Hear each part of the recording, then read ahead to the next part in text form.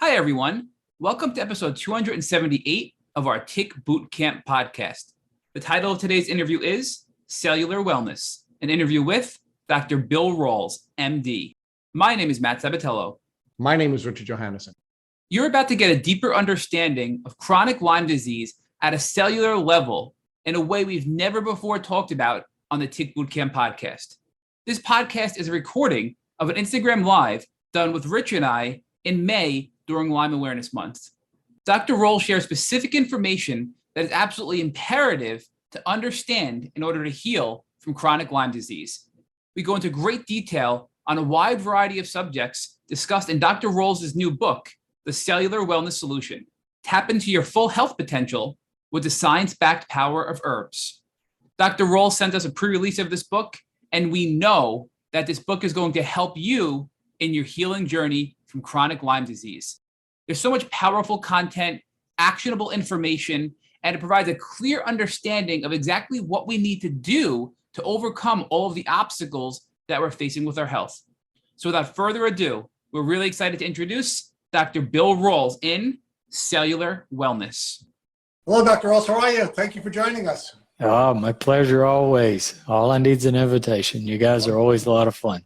Well, we really appreciate you joining us, Dr. Rawls, as always. And we did want to quickly introduce you to our folks who may not know who you are. And I can't imagine there's anyone in the Lyme disease community who doesn't know who you are. But we did want to share a couple of cool little anecdotes. The first is that how you became the mentor to Tick Boot Camp.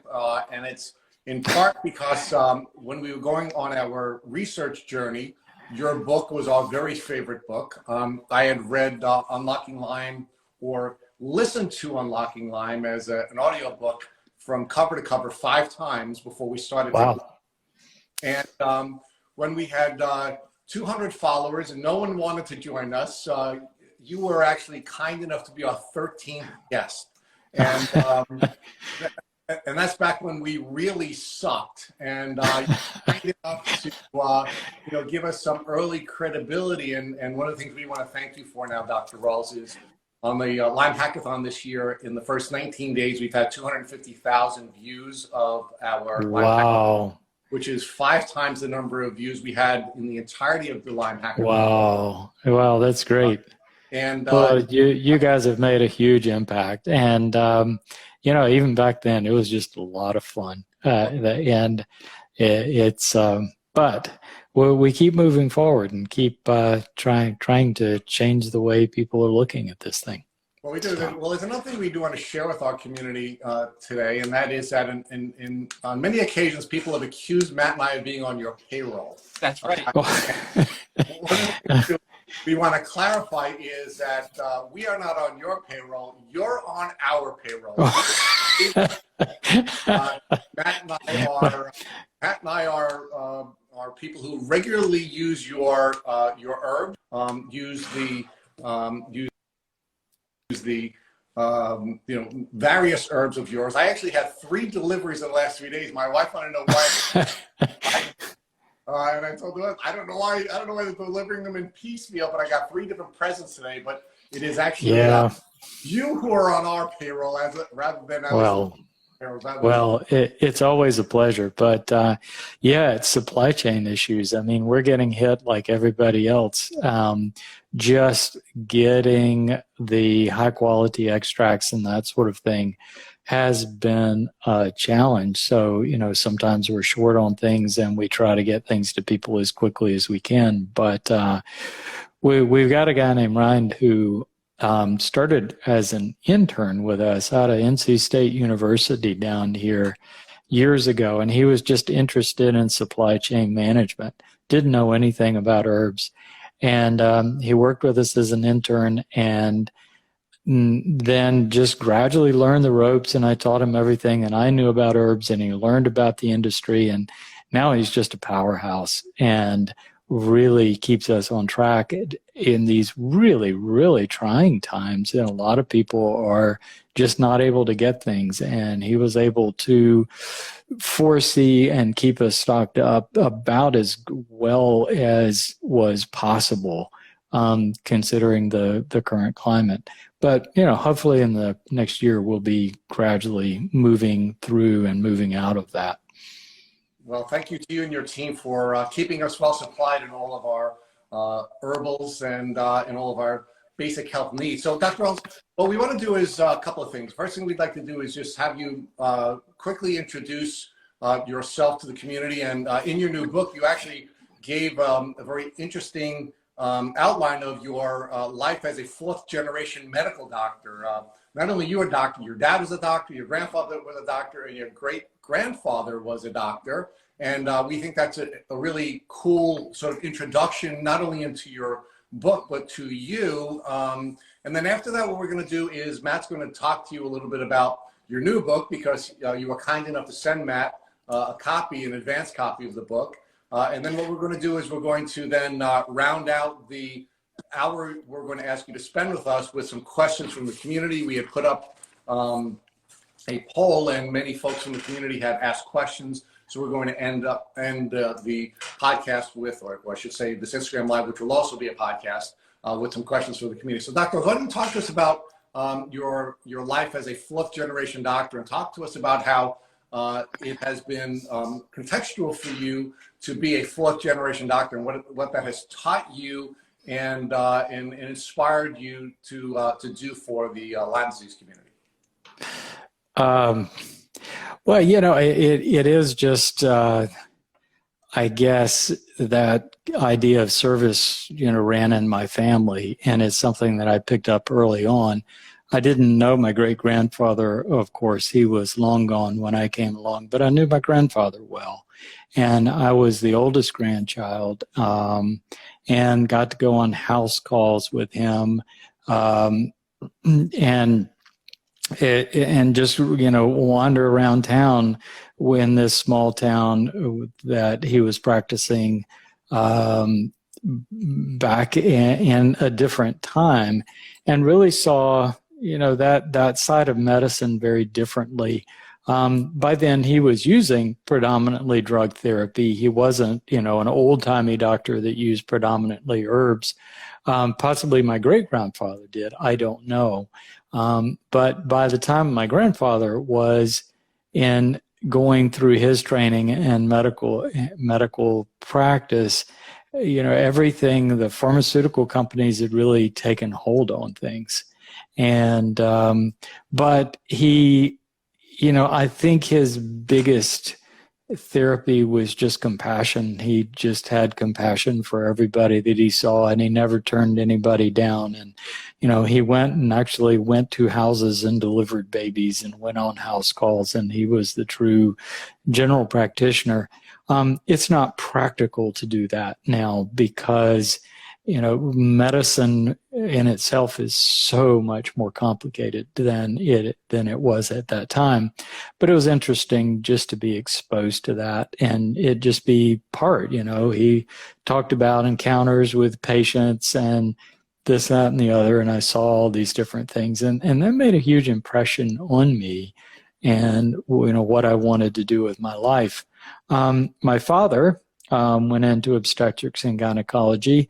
I wasn't quite as close to my father as I was my grandfather just because he was always so busy, and by then I was having other interests in my life, but was close to him at different times. And I went into OBGYN for some of the same reasons that he did. It was just really cool bringing new life into the world. And OBGYN didn't deal with chronic illness as much. It's something, looking at it when I was going through medical school, chronic illness just looked really frustrating that, you just constantly tweak people's medications and they never get well. I wanted to do something that I could actually make people well. And OBGYN had that nice balance. Oddly enough, chronic Lyme disease threw me right back into having to look at chronic illness and how do I help people, and just came to the conclusion that how we do that in the conventional medical world is not satisfactory, and that we really should be asking a lot more, and that drugs when it comes to chronic illness, drugs have a lot of limitations. They can block symptoms and block processes of illness, which is really important, but they don't heal and they don't promote wellness. That has to come in from inside the body. And that's where herbs are different than drugs. And that's really what this whole book is about. And by the way, I'll get you guys some more copies. That was we did just a few Kinko's copies that were it was like $50 just to get that thing printed. But we'll have some more copies and I'll get you guys some in the mail in just a few weeks. And it will be out there as quickly as we can get it. So Dr. Matt and I both use the Restore Kit and a number of other protocols that you've created. So can you talk about the Restore Kit as sort of a foundational, the center of the wagon wheel, and some of the other tools that you've developed and how that has now inspired the book that Matt's now going to talk with you about? Yeah. Well, when we look at this concept of the book is called the Cellular Wellness Solution. So when you look at wellness is always deep into the cells. It's a function of cells. If your cells are healthy, you're going to be healthy. If you have some symptoms, it's because your cells are stressed. And what chronic illness is of any kind is when cells are chronically stressed.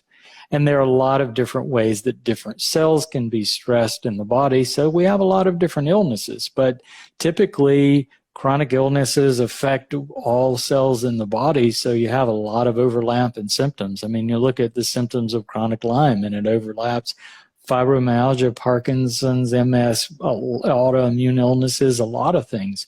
And it's because cells in the body are being similarly stressed.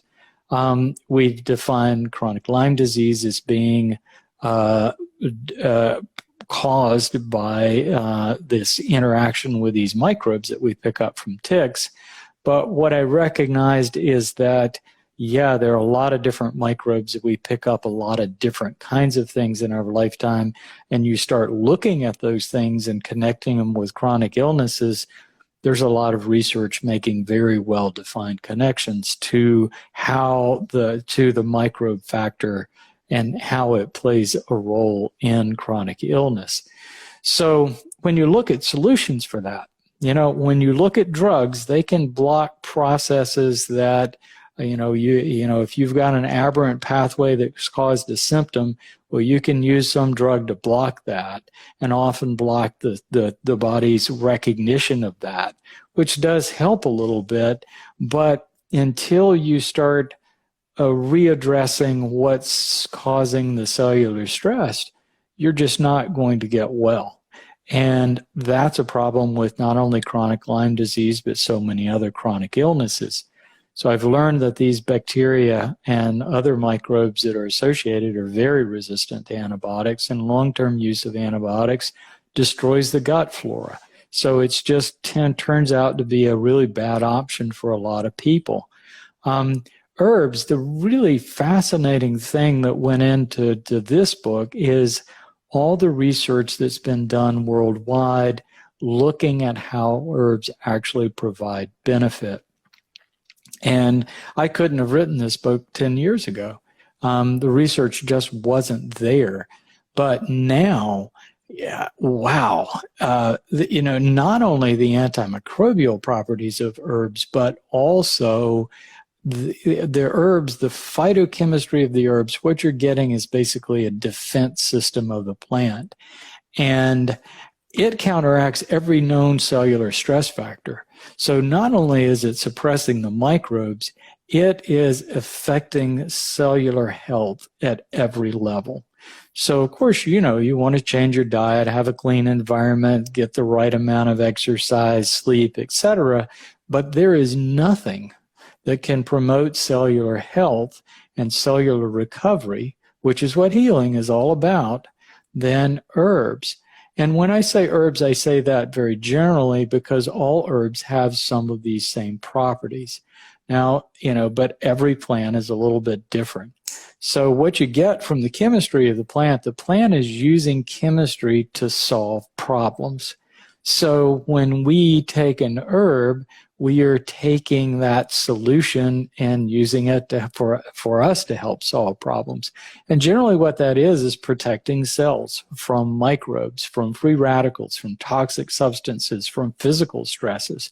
So the plant is producing all these things. And of course, in some environments, some plants are going to have stronger antimicrobial properties than others, or maybe some more protective of physical stresses. So when you combine different herbs, then you get really wonderful response. So the Restore Kit was a reflection of what I ended up using in my recovery. And much of that came from a guy named Stephen Booner, who wrote a book called Healing Lyme in 2005, which was about the time that I was struggling with this, read the book, and it was like, wow. So that served as kind of a foundation to build on, but I learned about other herbs and other things to add in along the way and really developed it out over just continuing to tweak it for myself. But at the same time, I had my medical practice at that time. So I was seeing more fibromyalgia, Lyme patients, that sort of thing. So I was basically, using it in my practice at the same time I was recovering my own health. So, I got a lot of feedback from patients. And so I built this out to look at, well, what are the herbal components? What are the best herbs, or the ones that we know the most about? What other support ingredients like glutathione and NAC or the activated B vitamins? What are the things that most people are going to need to get through this recovery process? And it's like, how can we cram as much of that into a package as we can? And what it boils down to is everybody wants a single supplement with 2 capsules for $30 that they can take to get well. And there are those products out there, but they just don't have the power, the potency of the extract of the herbs and everything else.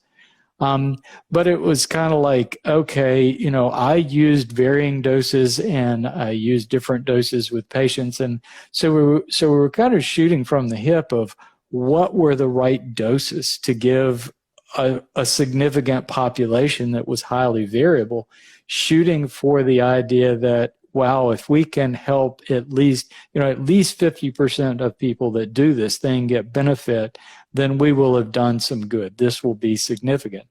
And that's good for any kind of medical therapy. If you can get 50%, that's great. So there have been 11,000 people that have used it.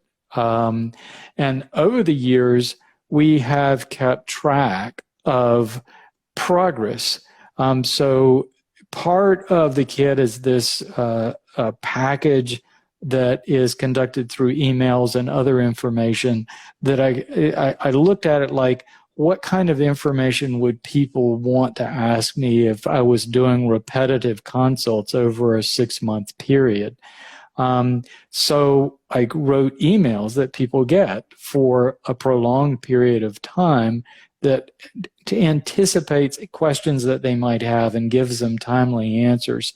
So like up front, there's a lot of information just about the supplements, how to take them, what to expect as far as reactions, Hertzheimer's, how to progress it. So there's a lot of information up front that anticipates those kinds of questions. But then on, it's more refining, individualizing the whole thing.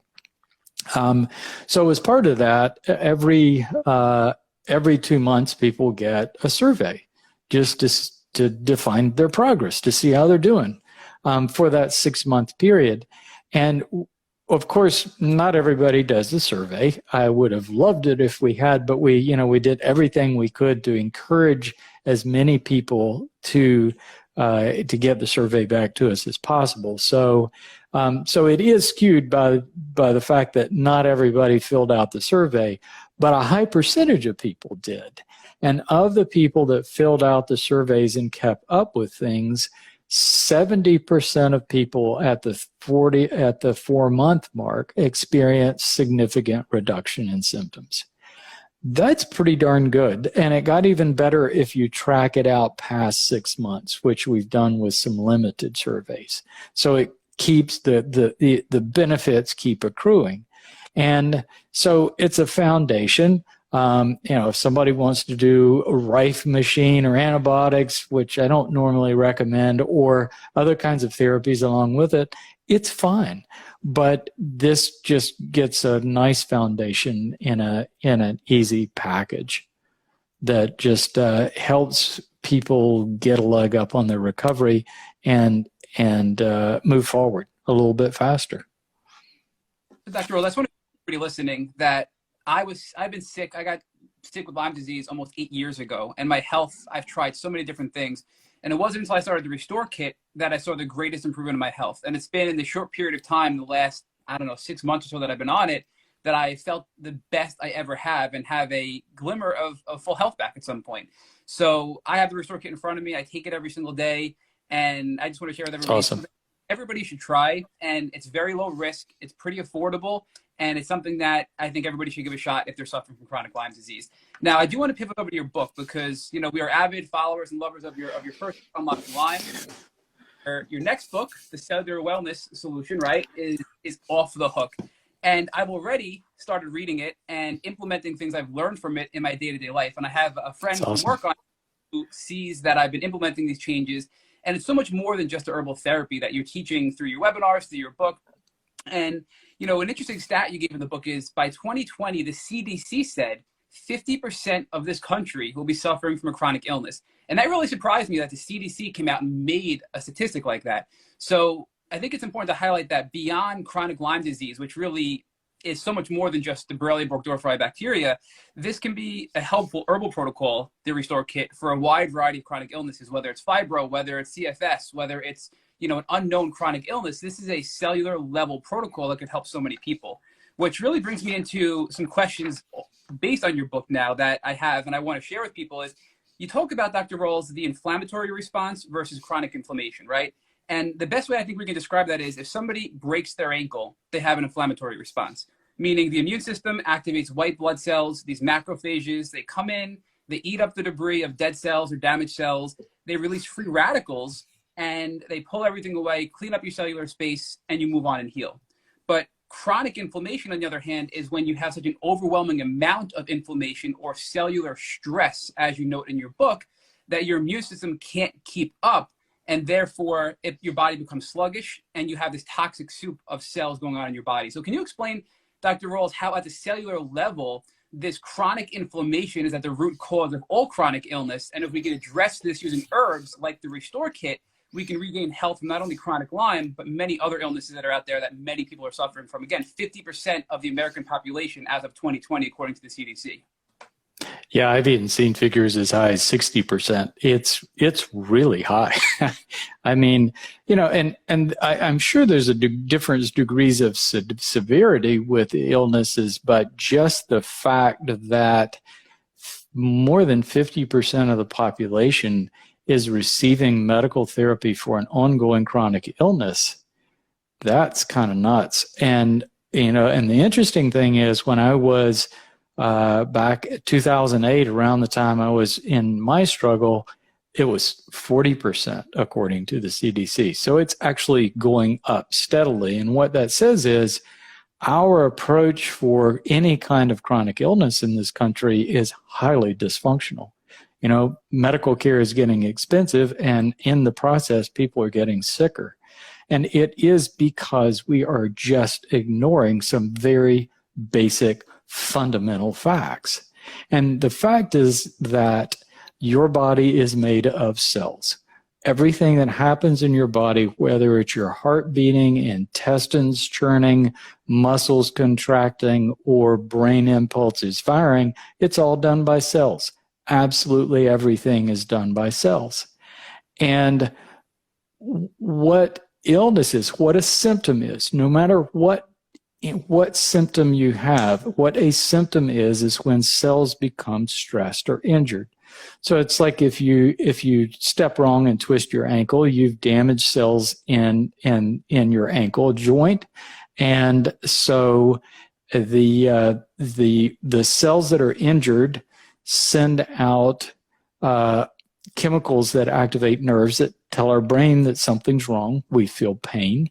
But you also lose that function. If you injure or stress cells, they don't work. They can't do their job. You depend on them. And if they're stressed, they can't do that. So, we can't walk on our ankle as well. But if you put a brace on it and use crutches, over weeks, it's going to heal. We say that word healing all the time, and it's pretty nebulous. We know conceptually what it is, but very specifically what it is the ability of cells in the body to recover from stress and regenerate new cells that have been damaged or missing. That's what healing is. So the ankle will heal itself. The cells will repair and generate new cells, and the tissue will mend because of that. So what chronic illness is when stresses are ongoing and cells never have an opportunity to heal. So no matter what your symptom, brain fog, well, that's cells in the brain and cells in the neurological system. Irregular heartbeat, that's cells in the heart. So any symptom that you're having is a reflection of cellular dysfunction in your body. And if those symptoms are chronic, it means whatever stresses are causing those symptoms are ongoing. Now, everybody would know that, yes, microbes are part of the stress, but it's not just the microbes. Typically, when I talk to people, there are other ongoing stresses. Like I had the stress of a really stressful life and not sleeping. Cells need downtime to regenerate, to recover. So we need that 8 hours of sleep to give our cells a break. They've been working all day. They need a break just like we do. And so what sleep is, a big part of sleep is cellular regeneration. And if you're not getting it, that's bad news. For me, it was critical. So it wasn't the microbes as much as all of these other stresses. So any chronic illness, you can relate back to stress factors. What somebody's eating, if they're eating a bad diet, if they're eating carbohydrate-loaded food, that's a stress on cells. Our cells aren't designed for that. All the toxic substances that we're exposed to in the environment now, in the air and the water, they're there and they're low grade, and it's kind of like just something small in the background that doesn't necessarily hurt you or cause illness directly, but who knows of what it's setting up. It's causing that low grade cellular weakness, and then some other things, like if you ended up in a house full of mold, that's a big stress on your cells. And chronic mental stress, physical stress. I talk to a lot of people whose illness is initiated by some kind of physical trauma. So the microbes are often already there. They're just waiting. They're opportunists. And when your body gets stressed, when your cells are stressed, they're vulnerable. So this is something that I learned really recently in the book. It's a new process that everybody's paying attention to called autophagy. And what autophagy is basically cellular house cleaning. So to stay healthy, cells are constantly breaking down burned out mitochondria, used proteins, used parts of various kinds, breaking them down into the component amino acids and other components, organic molecules, and recycling those things and building new stuff out of them. But it turns out that part of the autophagy process, it's also the way that our cells eject intercellular microbes like Borrelia. So when cells are chronically stressed, they use more energy, they start getting stressed, the autophagy breaks down, so the cells lose that cellular house cleaning. So bad proteins start collecting inside the cell doesn't work as well. So that's where symptoms like fatigue come from. If you're fatigued, it means all the cells in your body are stressed. They're getting weighted down with burned out parts that don't work, and they're vulnerable to microbes. And that's one of the big things that I learned in this book. It's not just your immune system. If your cells are stressed, they're more vulnerable to invasion by these intracellular microbes. So cellular health is just so remarkably important, and restoring cellular health is remarkably important, because that's just a key to the whole thing. So I recognize that, 5 years ago, I would have said, well, it's all about keeping your immune system healthy. Well, your immune system is really important. And that is what is protecting you, especially during that initial invasion. But cellular health and the ability of cells to expel microbes is really important. And when cells get stressed, they can't do that. They get more vulnerable to invasion. And so that's the whole thing. So when I started researching how herbal phytochemistry, this complex defense system of the herbs, affects our cells, I found studies that they had documented that herbs, and here I'm talking about general herbs like ginger, turmeric, some of my favorites, Japanese knotweed, things that are in that Restore kit. There are so many of them were featured in so many of the studies that I looked at. These things not only suppress microbes, but counteract every single stress factor that can stress our cells. So a big part of the herbs, what herbs are doing that drugs can't do, that antibiotics can't do, is they protect cells and reduce cellular stress so that cells can start regenerating and repairing internal damage, that they can enhance that autophagy process. There is nothing on earth that will do that like herbs. There are no drugs that can come close. And I found that to be just fascinating. So the book has been, it's been an adventure. It was a 3-year process because there was just so much there, and distilling it down into readable content. But it was, so there's a lot in there. I can tell you, Dr. Rawls, it is very readable. And I mean, in fact, I told Rick last night and read him a couple of, to get him a little jealous because he didn't get his copy yet, just to give him a little FOMO, and it worked. All right. I will send you. I've got one extra copy. I'll send you one, Rich. I'll get it in the mail today. So, but what I find really interesting about this book is there are so many things that we don't know about, decisions we're making regarding our health that can have an unknown consequence that actually prevents us from healing in a positive direction, right? So you talk about antibiotics could possibly allow microbes from your gut, because antibiotics cause gut dysbiosis or problems with the gut. These microbes can leak into our bloodstream and even go to our brain and our teeth, right?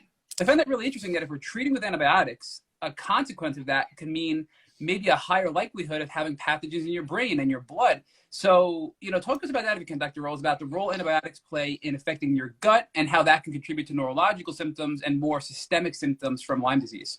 Yeah, it sounds kind of crazy, doesn't it?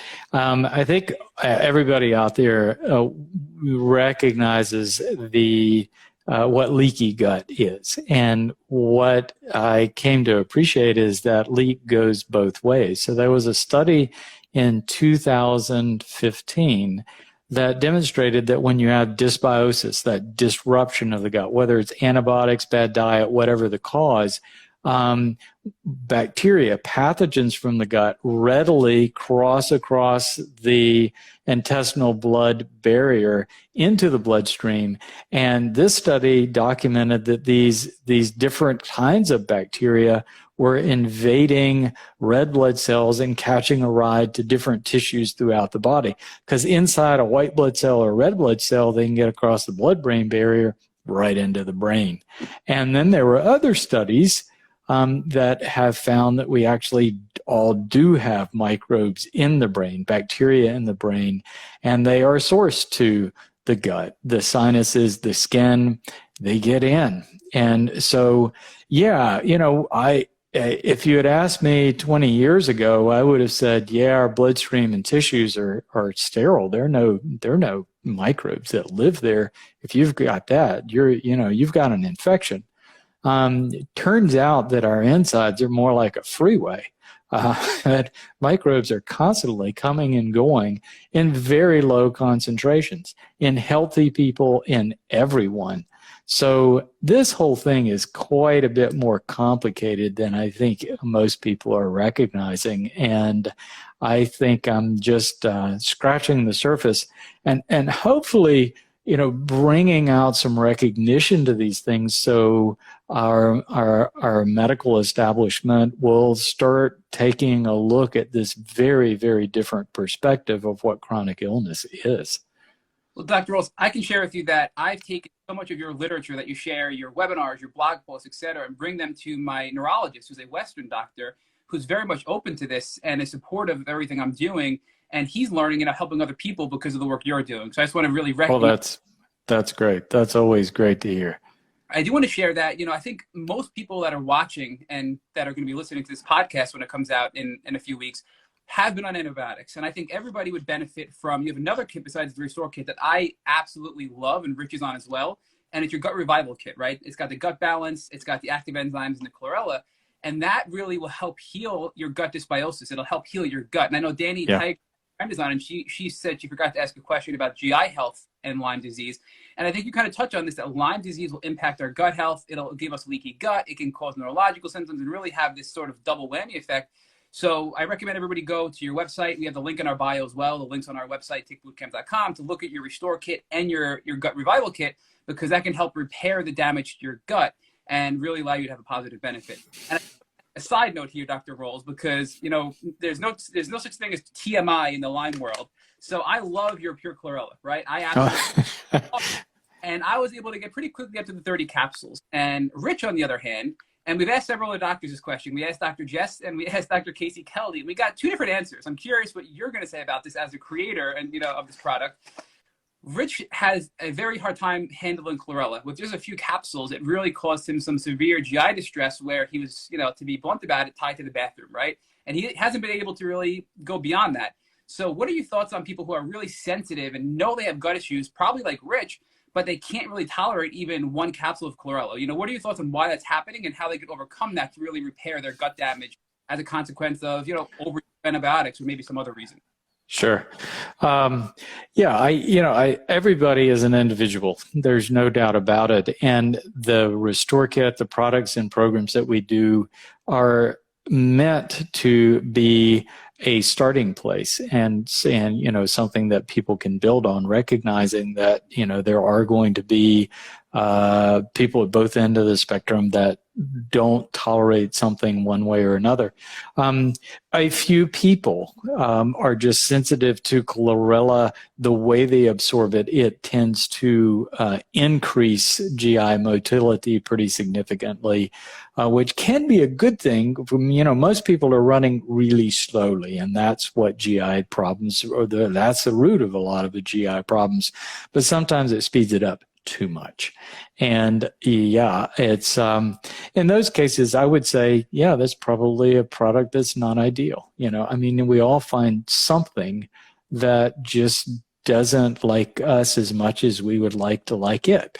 But there are other things that I think can really promote that. I take the gut balance pretty regularly myself. And it has the slippery elm, which contains mucilage, which basically subs in for our mucus barrier. And I've come to the conclusion, we all could really use that. We have in our foods and our diet, there's just so much challenge there that extra protection is good. It also contains berberine, which is really nice for killing Candida without killing other more favorable yeast and some of the other pathogens in the gut. But berberine, interestingly, has some anti-diabetic properties too, which are really nice. So if you're taking it regularly, it actually can benefit your blood sugar, which we all need a bit of too. And then dandelion is a really nice liver protectant. And protecting your liver, man, is that important for all of us in this modern time. Dr. Rawls, Matt has pointed out the part of the kit that I'm not taking that has caused me to be a little too regular. But the rest of the kit has been fantastic. And one of the things that I wanted to share with the community is that it's actually helped to mellow me out emotionally. I mean, the two tools that you've shared with me that I'm using regularly now, in addition to the gut rebuild kit, is the HPA balance. And those two together have made me unbelievably even-tempered and mellow and less anxious. So can you talk about how those two tools were built by you and how they aren't only helping us physically, but also helping us emotionally? Yeah. The HPA balance is actually the first product that I ever formulated. And I was using combinations of different herbs. I was using a product called Relora, which is a magnolia and philodendron species that have some effects on the hypothalamus and have a calming effect. Ashwagandha, but I had taken ashwagandha and didn't get much of it. And then we went to the sensorel extract, which is like 10 times more potent. And that was highly beneficial. But that's very slightly stimulating. So just to get a balance, I found that theanine was really nice. So theanine is an amino acid that you get from green tea. And it has the effect of competing with excitatory neurotransmitters in the brain. So it doesn't have a direct calming effect. It more is a neutralizing effect just to balance you out, and so that it reduces the overstimulation that we get from just life. And that balance of those ingredients are just really turned out to be wonderful. And one of the first patients I had that tried it, that particular combination, before it was even a product, said, I was taking Prozac, and I just pretty quickly found I didn't need the Prozac anymore. But she said, and I'll never forget it, she said the Prozac, it got rid of the symptoms, but when I started taking the herbs, I felt like me again. I just felt like normal me. There weren't any drug effects that I was getting before. And that's exactly what we're trying to achieve with herbs. And that's the real value, is sometimes they're not as potent as a drug, but the herbs have this protective effect on our cells. So when we're protecting our brain cells and all the other cells in our body, and balancing, hormones and chemical pathways in the body, things function better. And you feel better because you are better, because your cells are better. So it's not a cover-up like a drug. It is promoting true health and wellness, which is exactly where we want to go. But just a little bit more on that thing, in chronic Lyme disease, I was this way, anxiety, anger, depression. I mean, there were a lot of things going on. So just thinking about that from a cellular point of view. So you've got these microbes that are invading your tissues and invading cells throughout your body, your brain, your heart, your muscles, everywhere, and stressing cells, but also the immune system's reaction to the presence of the microbes, which, that the low-grade autoimmune effect attacking our own tissues may be just as bad. So we've got cells throughout the body that are being stressed chronically all the time, vigorously. All of those cells are continually sending in distress signals to the brain all at once from everywhere in the body. So your brain is just overloaded with distress signals from all of the rest of your body. So how could you not be anxious and depressed and have a hard time sleeping, So when you start counteracting that with the herbs and start that healing process, really cool things start to happen. But it takes time. Healing always takes time. And I think that's where people lose patience, that it's not months, it's years and years. But you get your life back. And, I've been enjoying a high level of health for a decade now, and it's just really been extraordinary. So, Dr. Rawls, I just want to address some of the comments coming in. So, Danny mentioned that she was sensitive to chlorella as well and has some GI distress. And I just want to emphasize, Danny, that Rich, although he can't take the chlorella, has had a great response to the gut balance, and that seems to be much more gentle. So, I'd recommend trying the gut balance, which even for me was really, really. Dr. Rawls, I had a lot of food sensitivities as well, and your active enzymes along with the gut balance, again, no reaction other than just feeling better, being more regular with my bowel movements. So many of my food sensitivities have subsided, and I want to share with everybody that after 6 months of being on the Restore Kit, my autoimmunity levels, my ANA levels specifically, were 580. They dropped down to 80 within, I think, the first 3 months of being on the Restore Kit, which for me, I couldn't get them below 500 for years. So that's how powerful the Restore Kit is. And also, I get tested for allergies every year, and my allergic reaction to a wide variety of environmental factors and food dropped in half, and some of them even disappeared that are just completely gone. And this is a really rough time of year for allergies. And I just am amazed at how I can walk outside and even when I was healthy before, my allergies are just so much better because of the Restore Kit, and I believe the gut Restore Kit. And so all of these things are not only going to help you with your chronic Lyme, but your allergies, your full body cellular health. And I want to emphasize that. So another question was, what does HPA stand for? And I think it's the hypothalamic pituitary adrenal axis, Dr. Rawls. Is that correct? Correct. Yeah. You have a little part of your brain called the hypothalamus that is about the size of a walnut right at the base of your brain. And it's part of the primitive brain, the reactive part of your brain that governs all of your automatic responses. So the brain, your thinking brain is taking in the five senses and looking around and, gauging threats and gauging how to go about life. And it sends messages to the hypothalamus that basically regulates everything: temperature, hunger, all of these things in reaction.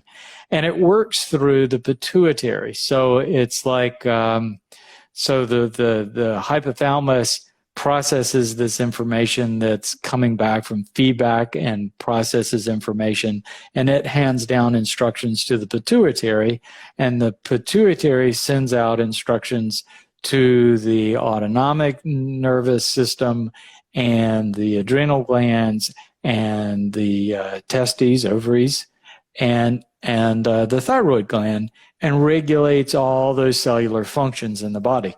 But it's all about cells. It's all about keeping cells in working well. So we don't think about that. But what hormones are doing, what hormones, neurotransmitters, all of these things are doing is coordinating cellular functions. Because if your cells can't work together, then they can't help each other. So that's why it's so important to have balanced hormones. And so the herbs are also helping with that side of things. So a lot of our herbs like ashwagandha, we know send messages to the hypothalamus to calm that bad feedback that we're getting from stress cells or an overactive stress response. They calm that so the hypothalamus from there down is affecting the adrenal glands and thyroid and all of our other functions in the body to regulate things, to calm those cellular functions down. So take some of the stress out of the distress. And I love in your book you share that there are between 20 and 40 trillion cells in the human body, depending how old you are, and that there are over 200 different types of cells, all of which are responsible for different things and all work together collectively to maintain this normal state of health. And if one set is off balance, it can throw another set off balance and causes a ripple effect of problems in the body, which result in symptoms, right? But from a cellular standpoint, something I learned from your book as well that I think is just fascinating is we hear from people all the time, I'm taking antibiotics and I'm not getting better, right? And I think a lot of that has to do with when you're taking antibiotics, you're killing off bacteria, you have these endotoxins that are being body from killing off the bacteria, and your liver may not be able to process it. So you mentioned that 25% of the population has non-alcoholic fatty liver disease. And you mentioned that when you actually were looking at livers when you were in your medical career, young people had these really vibrant red livers, which meant that they were able to detox, remove toxins from the body, which include die-off of Lyme bacteria and other toxins like heavy metals, mycotoxins from mold, etc. But when you look at people that are older, you're now seeing livers that are more white and more sluggish. But those cells, I believe, can be rejuvenated or really regenerated by certain herbal substances like milk thistle, right? So can you talk to us about, Dr. Rawls, the role the liver plays in helping your body heal and purge toxins, and how people can reverse the damage that has been done to their livers over time to have a healthier liver and be able to detox more cleanly than they ever could before? Right. Yeah. So we get a lot of substances in our bodies that are foreign to us. Organic chemicals, basically petrochemicals that are so prevalent in the world today. You know, plastics, pesticides, auto fumes, and we pick up low levels of it. So humans are exposed to higher levels of organic toxins than ever before in human history. And we can process those things. So, you know, our cells, they circulate through our body, they get stuck in our cell membranes, and our cells can purge them and get rid of them. They go to the bloodstream and they're processed in the liver. So the liver cells neutralize the toxins and make them water soluble so they can pass out through our intestinal tract, through bile, or through the urinary tract. But the liver is that essential step in detoxification. Neutralizing toxins is some toxic business. So the liver cells get hit harder than any cells in the body. And so we burn out liver cells regularly. Fortunately, we can regenerate liver cells, but what happens to most people is you're burning out liver cells faster than your ability to regenerate liver cells. And when you lose liver cells in the liver, you replace them with fat cells. So someone in their 50s, an average person in America, if you look at their liver, it's kind of a mottled yellow color from all the fatty tissue that has been replaced in the liver. As you lose liver cells, you lose the ability to get toxins out of your body. And you also lose the ability to manage things like blood sugar and cholesterol. So people that, everybody knows, the medical profession is like, well, yeah, you get older and your cholesterol goes up and we're going to put you on these drugs to hold it down. And none of them ask, well, why does it go up? It wasn't like that when I was 20 or 30. Why is it that way when I'm 40 and 50? And the answer is because you don't have enough liver cells to process it properly anymore. So it just collects in your system. So the liver is important for a lot of things. Interestingly, and I find this to be just fascinating, they've done studies on herbs like milk thistle and dandelion and found that they protect liver cells to the degree that it actually allows regeneration of liver cells in excess of what is being lost. So your liver actually gets better. And one thing that I found fascinating about 6 months ago, I hadn't checked my cholesterol in a long time. I had great cholesterol in my 30s, but it was starting to go up along with my blood sugar in my 40s. And then Lyme disease came along. I started taking the herbs, and it got better. It kind of leveled off. And I just didn't worry about it anymore. My blood pressure went down, my blood sugar went down, my cholesterol stabilized out. But I had it done about 6 months ago. I'm 64 now. And it was actually the best it's ever been my whole life. And I've been taking milk thistle for 15 years. So it's, it's amazing what you can get back, really.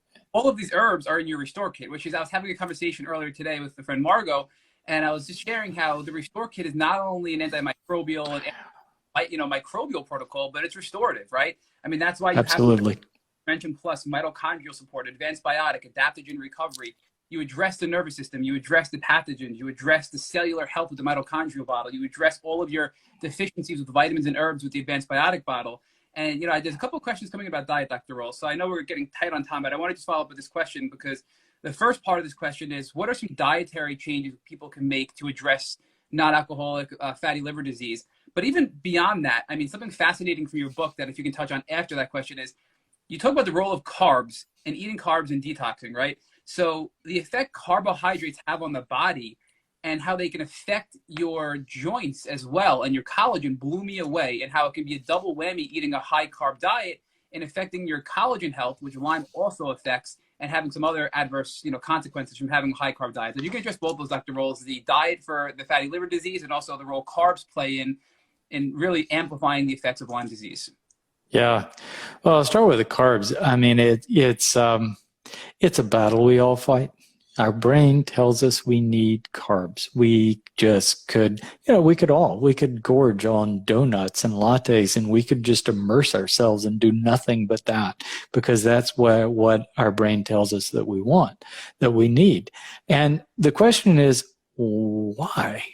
If it's so bad for us, why does our brain tell us that we just have to have it?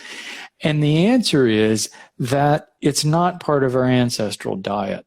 So if you look at our food plants, they've actually been cultivated. All of our food plants have been cultivated to produce higher concentrations of carbohydrates, just to grains, which are almost carbohydrates, and we process those grains to be nothing but carbohydrate. If you look at the ancient forage food diet, it hardly had any carbohydrate in it. They were eating wild plants, and they were getting roots and getting as much carbohydrate as they could, but they weren't getting much. So as a result, our cells are really designed to run lean. But back then, there was a lot more sort of threat of starvation. So your job every day was to go out and get enough calories to survive. And that was hard work. So you definitely sought out any kind of carbohydrate sources. So if you came upon a bush of wild berries or a hive of honey, you gorged on it because it might not be there tomorrow. So that message, that trait drive is burned into our brain that when we see calories that are readily available, we should eat them immediately. And we all fight with that. So, as we have gone through time, we've cultivated our foods toward high carbohydrate, and then grain and bean production really has ramped up the carbohydrate to a higher level than humans have ever been exposed to in our current foods. Carbohydrates, when you look at what a carbohydrate is, we're talking about starches and sugar. And those break down to simple sugar. The big one is glucose. You might also recognize fructose, which is fruit sugar. All of your fructose is immediately converted by the liver into glucose. So, we're talking really about, from starches and sugar, we're talking about glucose. Glucose is an high energy molecule. It's packed with energy. So plants use the energy of the sun to build energy into these high energy molecules with high energy reactive chemical structures, so that it's an energy currency that can be traded around. So it's energy from the sun that we can trade from organism to organism. So carbohydrates are the best energy currency. Fats are also right there, but carbohydrates are good for that fast burn, and we all need a little bit, just not much. So if you eat more carbohydrate, more glucose than your body needs, then you've got all these reactive glucose molecules floating around in your system. And they're so reactive, they have this nasty habit of sticking to proteins. So they stick to all the proteins in your body. Every protein, they stick to proteins inside your cells, on your collagen that holds you together. All the proteins in your body get glucose stuck to them. And it basically, for collagen, I call them collagen crunchers because they basically cause the collagen to collapse and weaken. In our cells, they cause cells to just, it's like pouring molasses into machinery. It's just going to gum everything up, that it's not going to work as well. So too much glucose is a really bad thing. So it's, even if you're not a diabetic, doing too much of it is really bad for us. And we all just have to continually try to ratchet that down, which is hard. What I consider a healthy diet, I've tried to make it simple, and I've tried to really get it down to just some basic principles. And my number one principle is eat whole foods. Because if you're eating whole foods, you're eating foods made of cells, right? So an apple is made of cells. A banana is made of cells. A piece of salmon is made of cells. A piece of broccoli is made of cells. So it doesn't have just the carbohydrates and the fat. It's got all the other cellular components, which are the vitamins and all the other things that your cells need to function. So whole foods are really important. Second to that, and this is the hard one for most people, eat more vegetables than anything else. And I try to do that every day. It's not always easy. Stick of broccoli isn't very tasty, but hey, you combine it with other kinds of foods and flavors, and you can make vegetables good. It's like, when I make a smoothie in the morning, it's got blueberries and a little banana, but it's also got cucumber and carrot and lettuce and other kinds of vegetables. I try to hit that 50% mark. So at the end of the day, I try to at least have eaten half of my food as vegetables. And then the other is just kind of divide everything else up equally. So it's okay to have some fruit. It's okay to have some beans and grain and maybe even a piece of bread every now and then if you tolerate it, and some nuts, but just kind of divide it out. Try to go with a whole food. So whole foods automatically cuts down or eliminates flour. So what flour is pure raw carbohydrate that's been extracted from seeds. That's not a whole food. Whole grains, yeah, if it's a flour, I don't really consider it a whole food. So it's, and really try to minimize those processed foods. But if you're doing that, you could swing it so that you were eating meat or not eating meat, or kind of however you wanted to do it. But if you're following those rules, you're probably going to be okay, no matter what diet trend you want to follow. Dr. Wells, I just wanted to say, our good friend Dr. Eisen is asking if this is recorded, because there's so much great content here. This is going to be taken down shortly after this live, but it's going to be launching as a podcast episode on the Tick Bootcamp podcast on Saturday, June 25th. So this just for everybody to be on the lookout for that. And I know we're running over some time here, but I want to get into some community questions. Rich is going to follow up after this with community questions that were submitted. We received many through your account and our account in advance of this interview. But Lucy asked a question, Dr. Rawls, that I wanted to address, which was she's super sensitive to foods and to with M syndrome. What's a good approach to take in that regard? And for me, I started your Restore Kit very gently. And honestly, I opened up the first herbal capsule and put half on my tongue. And I slowly built up to the full dose. Now I'm on the full dose. Now I'm on your full gut revival kit. Now I'm on your HPA balance, and I'm feeling greater than ever. But it was a slow and steady progression to build my body to tolerate that. And then my inflammation, my reactions, right, they all decreased over time as I was able to build up on the herbal protocol. So is that something that you'd recommend for people that are extremely sensitive and struggling with MCAS and sensitivities, that want to try your product but are afraid of having some sort of reaction, whether it's MCAS or a major Herxheimer reaction? Yeah, that's one of the things we try to do with the program. So first of all, the email series, the automatic information that everyone gets, addresses a lot of that. But our customer service team are not just service, your regular person at the end of the telephone line, which a lot of companies don't even have anymore. They really know this kit, and they know how to answer questions. They know how to guide people. And I've given them very explicit instructions. If for some reason we can't help someone with our products, give them guidelines for things that they can get somewhere else that do work.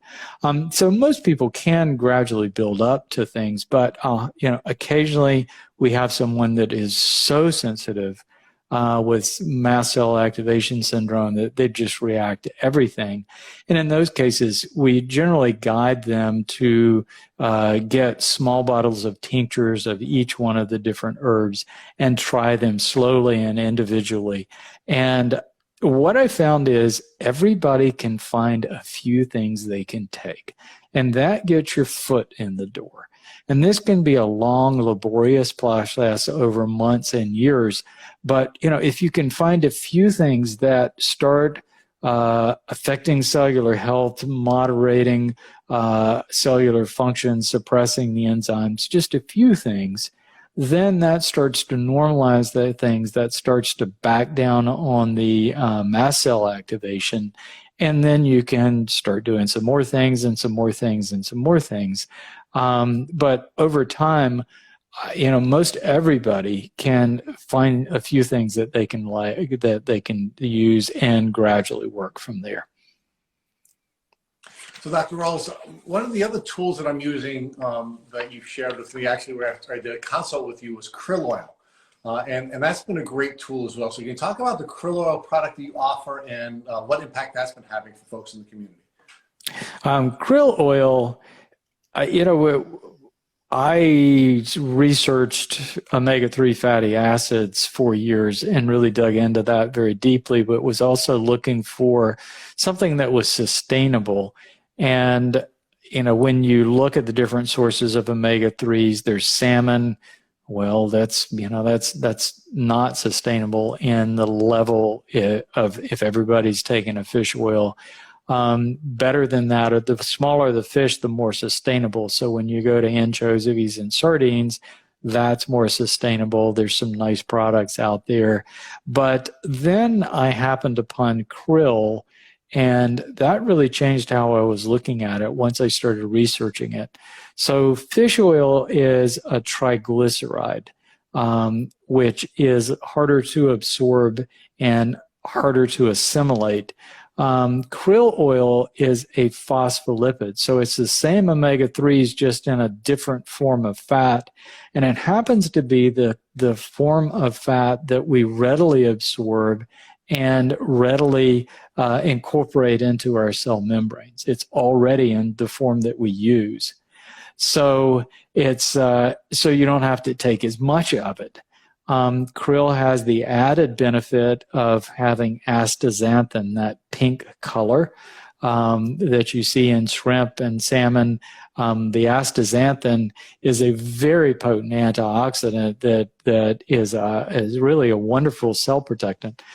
It comes from algae. It comes from fish eating algae and other creatures. Flamingos are pink because of what they eat. So because they eat shrimp that have consumed the algae with the astaxanthin, and they've got it in their tissues, which is really interesting. So if you take a flamingo and take it away from its natural food source, it will gradually turn white. So it's so these things get out there in nature, and they have some really wonderful protective effects. So you don't need as much of it. It's easier to absorb. You've got this extra protection from the astaxanthin, but it's also sustainable. So the company that we started working with harvests out of the Antarctic Ocean, and they have environmental spotters on their boats. They work with several third parties just to define what they're doing is sustainable and isn't going to harm the ecosystem. And the third parties have estimated that at their peak production, they will affect less than 1% of the Antarctic krill supply, which is not enough to affect the ecosystem. So I've always felt a little bit better about krill just from that point of view. That may change over time. If it does, we'll start looking for another source. But there are a lot of reasons why krill is a superior, and it doesn't take much. I mean, I've always used myself as a guinea pig, and I was curious, well, how much does it take to thin your blood? Maybe a little bit too much. And so I gradually worked up to capsules, and you just kind of get little cuts and scratches. I know I do because I'm always outside working on something or doing something. And at 6 capsules, I was starting to bleed a little bit easily and back down, and found that my real sweet spot was only about 2 or 3 capsules of the 500 milligrams, which is small capsules. That's enough to thin your blood and provide all the benefits. My wife, she has naturally thin blood, and she only takes 1 capsule to get all those cardiovascular benefits. So you just don't need much of it. And that's the really nice thing about krill is it doesn't take a lot to get all the protective cardiovascular benefits, with the benefits in tissues for reducing inflammation and all the things that we're looking for. Dr. Rawls, as we wind down, I'd like to ask a couple of questions from the community that came whole. And F_Shaw92 asked, my doctor told me I don't have Lyme, but fibro. Can herbs still help? In my book, Fibromyalgia and Chronic Lyme Disease, the only difference is the person with chronic Lyme disease has figured out some way to get a positive test for Borrelia. And that's about all the difference. So does that mean that there are people with fibromyalgia does that mean that all people with fibromyalgia are carrying Borrelia? Not necessarily, but I've defined at least a list of 100 different microbes that can cause Lyme disease like symptoms. So it's not just Borrelia. There are a lot of things out there that can cause these same kinds of chronic symptoms.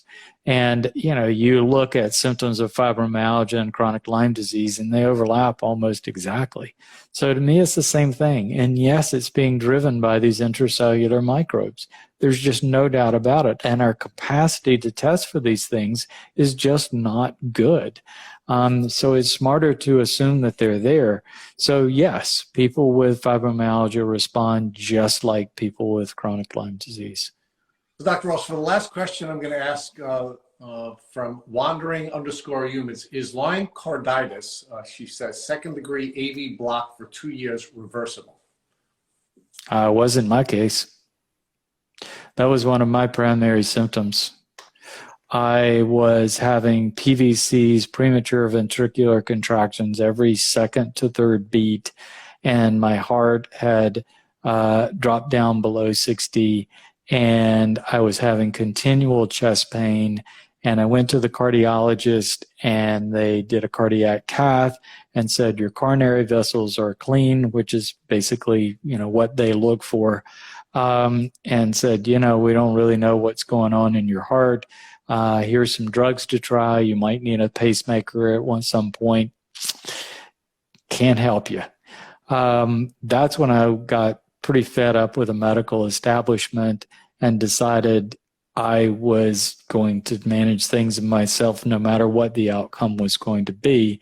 And it wasn't long after that I started the herbal therapy and gradually got better. It took me about 3 to 5 years to completely reverse all the cardiac symptoms. And I don't have much doubt that I have some damage there in the heart, but my heart's working. I don't have skip beats. I don't have chest pain, and that's been a decade ago. So about 2 hours before this broadcast, I went out and went kite surfing, which is quite vigorous, for over an hour in the ocean at age 64. So yeah, you can get over that. And yeah, the herbs can do that. That does not a substitute for an evaluation, though. So I think it's really important, because there are a lot of things that can go on in the heart, not to just back off and say, well, they're not going to help me. The herbs are the only solution. I don't need to be evaluated. You do. You need to go through all of the evaluations, the treadmills and EKGs and even cardiac cath if they feel like that's necessary, and do everything that they can do to make sure that there isn't something else other than the potential Lyme disease. And then if you don't find anything, or while you're doing it, go on the herbs, because there's a pretty good chance that that's going to help you. Dr. Rawls, as we wind down, can you please share with folks when your book is going to be available, your new book, and where folks will be able to get the book when it is available? So we will have information posted. There's not much there right now, but there is a website called Cellular Wellness that's going to be about the book. And our current date, if we can get all the little pieces together, is June 21st, that it will be available on Amazon. It will be available other places too, but Amazon, that's the big elephant in the room, and so that's where it will mostly be. And so that's where to get it. And again, this isn't a sequel to Unlocking Lyme. I want people to know this. This is more oriented toward a general audience. This is an everybody book. This is stuff that every person in America really needs to know. And that includes the medical establishment really needs to know this stuff. And it is highly referenced with studies. This book has, I think, about 70 pages of scientific studies that I reference to document. So everything that I said in this book is ironclad.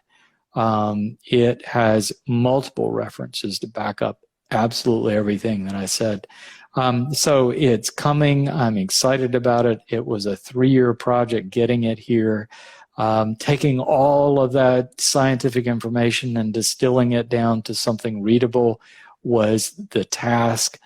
So Matt, I'm very pleased that you found it to be readable. There was a lot of effort that went into that. But I think everybody can find something in there. And it is going to change how you think about any kind of chronic illness and wellness.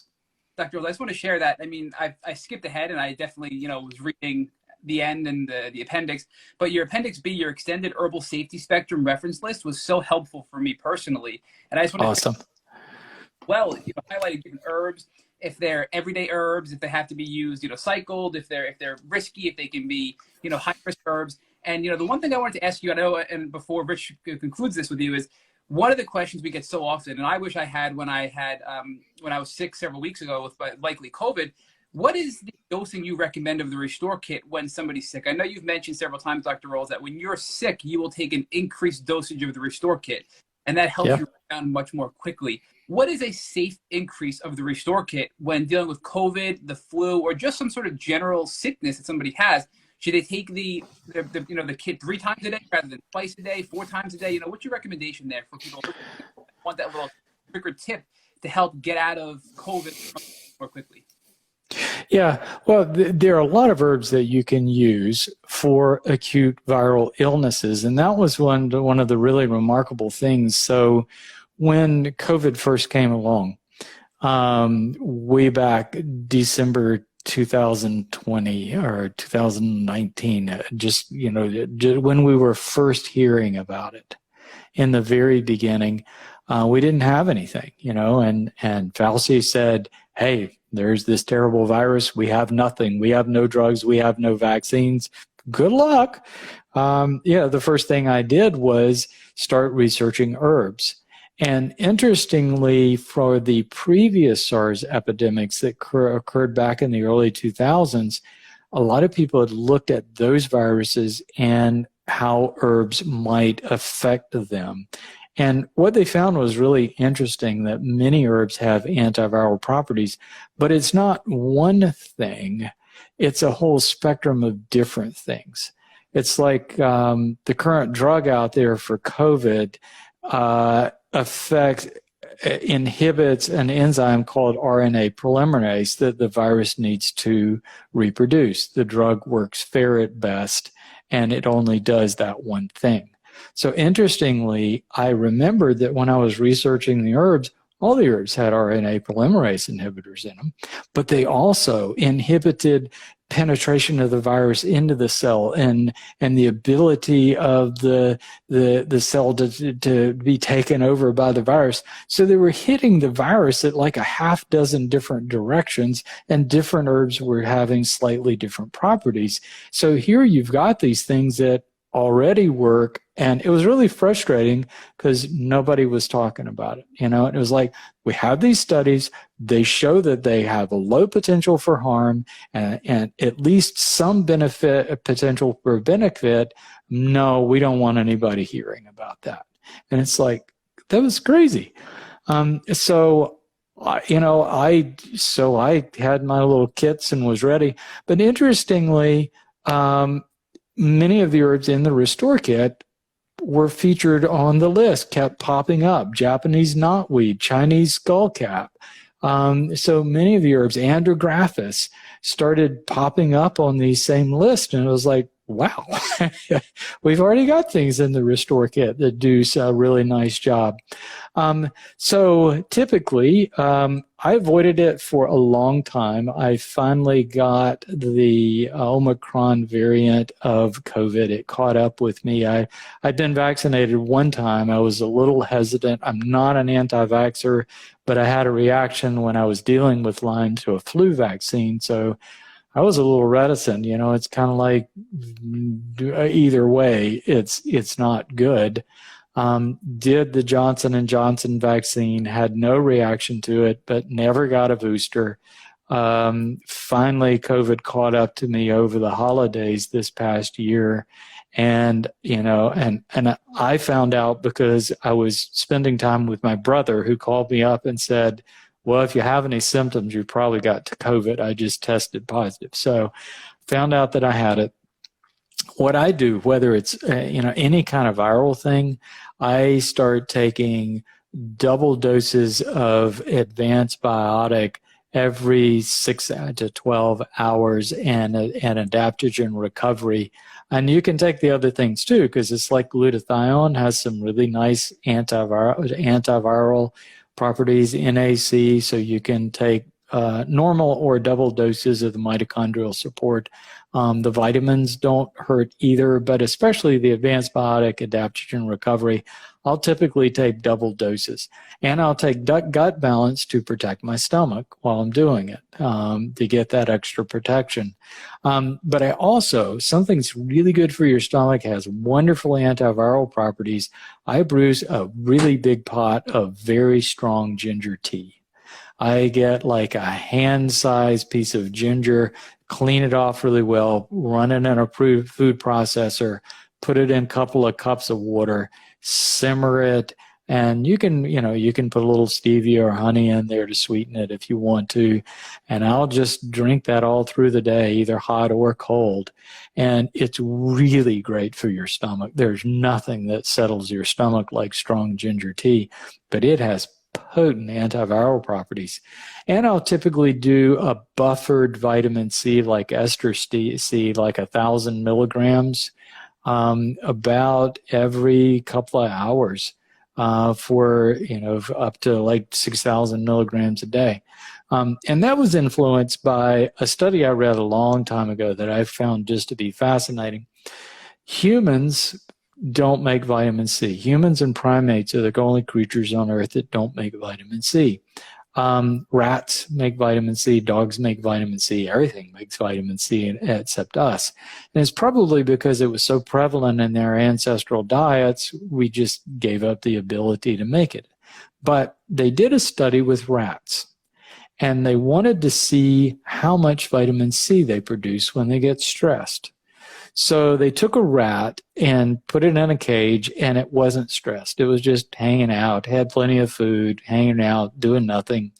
And they tested its vitamin C and found out that it was making the equivalent of us taking about 500 milligrams of vitamin C, just in a normal, non-stress state.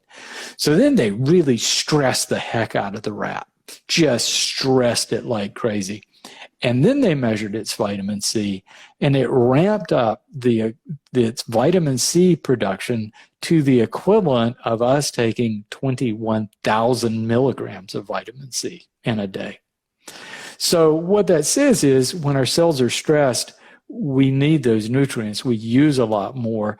Cells are a lot more active. The immune system is a lot more active, and we're burning a lot of it up. So taking extra vitamin C during the time of an acute viral illness, I think makes a lot of sense. Dr. Rawls, we could keep you all night, but we're not going to do that for half hour longer than we had promised you. But thank you so much. It's always fun. Spending time with us and our community. And thank you all, folks, for joining us. And remember, this will be a podcast. Matt did announce the date of the podcast. So, I'm sorry, Matt? June 25th. June 25th, you'll have an opportunity to download this. Cool.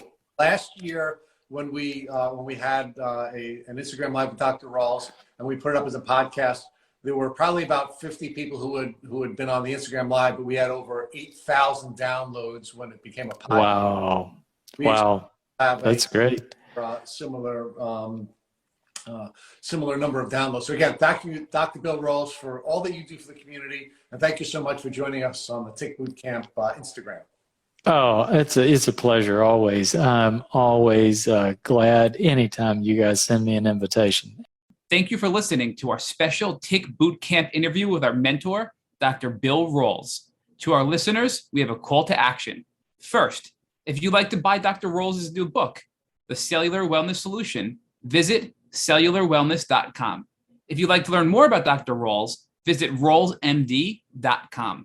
Second, if you've enjoyed this episode of our Tick Boot Camp podcast, please share it with your friends on social media. Third, Tick Boot Camp has created a Tick Bite blueprint that has been inspired by the information that has been shared with us by past podcast guests.